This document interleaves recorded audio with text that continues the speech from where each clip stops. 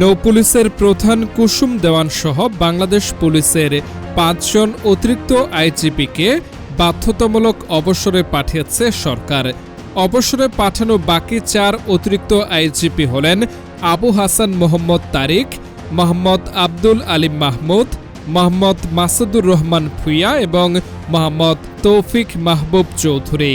তাদের মধ্যে আবু হাসান মোহাম্মদ তারিক ও মোহাম্মদ আব্দুল আলিম মাহমুদ বর্তমানে বিশেষ ভারপ্রাপ্ত কর্মকর্তা ওএসডি হিসেবে মন্ত্রণালয়ে রয়েছেন।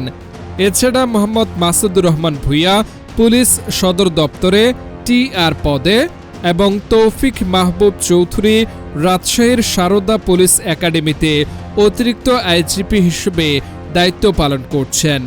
রোববার স্বরাষ্ট্র মন্ত্রণালয়ের সিনিয়র সচিব মঞ্জুর মোর্শেদ চৌধুরী স্বাক্ষরিত পৃথক ৫টি প্রজ্ঞাপনে এ তথ্য জানানো হয়।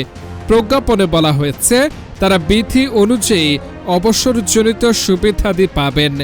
জনস্বার্থে জারিকৃত এই আদেশ অবিলম্বে কার্যকর হবে।